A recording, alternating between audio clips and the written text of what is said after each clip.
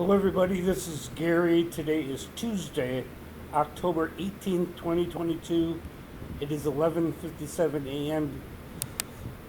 Eastern Standard Time in Rochester, New York, in the United States, and this is my coping with schizophrenia blog entry for today.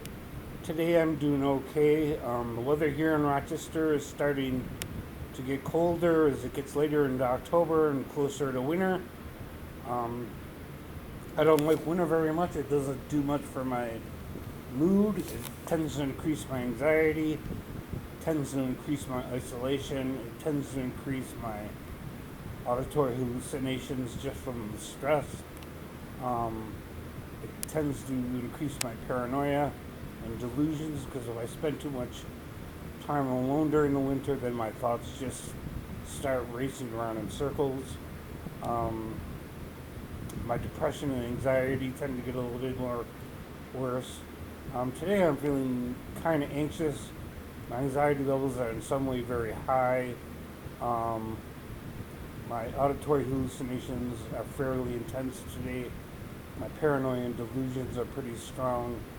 My anxiety levels, like I said, are high. My depression is not that severe. It's certainly there, but it's not life-threatening. I'm not suicidal. I'm not violent in any way. I have full control over my behavior.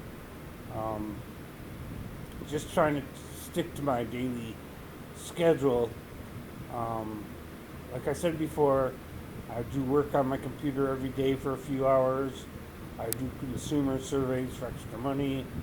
Um, some of the websites I use for surveys are surveyjunkie.com, clearvoice surveys.com, and a couple of others. YouGov.com.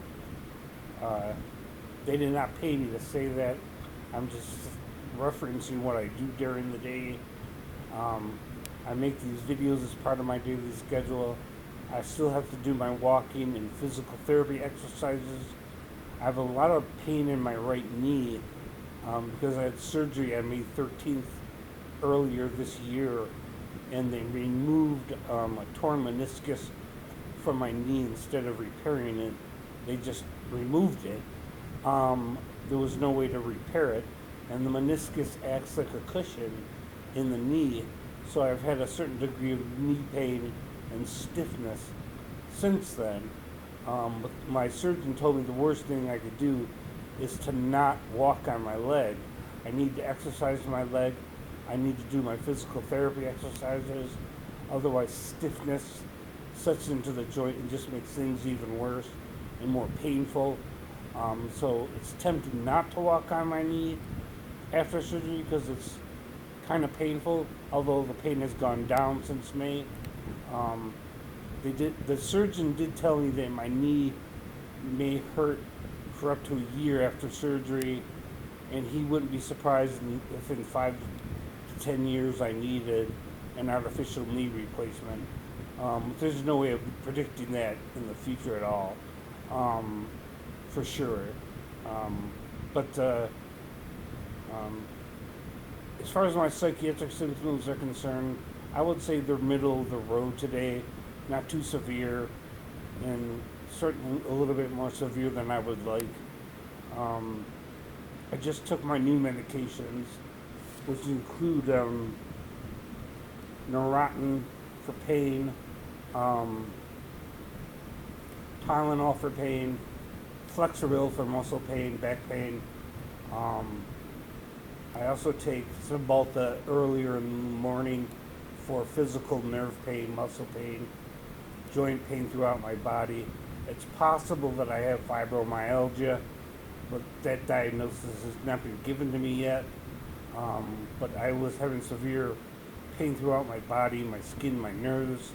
Felt like they were on fire. My joints all hurt, not just my knee.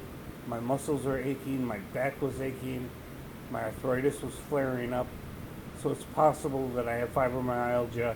So they gave me Cymbalta, which is an antidepressant, but it can also be used for physical pain, including fibromyalgia.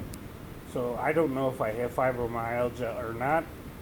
The Cymbalta does help control the physical pain that had spread throughout my entire body and was starting to feel unbearable. I still have some pain in my body, not that severe, not the way it used to be 9, 10, 11 months ago when I first started Cymbalta. So I take several medications for pain. None of them are opioids. I have taken opioids for like immediately after knee surgery. I took opioids for 3 or 4 days, and they do control the pain that you have after surgery for a few days. But in my case, they tend to exasperate and make worse my psychiatric problems. I never got addicted to opiate drugs. They just were never very appealing to me, and they tend to make me confused and foggy-headed, and I never really liked using them. I have abused drugs, but usually stimulants, like amphetamine and cocaine, which I haven't done in many, many years. But drug use probably contributed to my psychiatric problems over time. I used to sniff car paint when I was 16 years old as a way of getting high. That may have caused brain damage. That may have caused me to become more mentally unstable later on. I haven't done it since I was 17, and I just turned 57 last Saturday.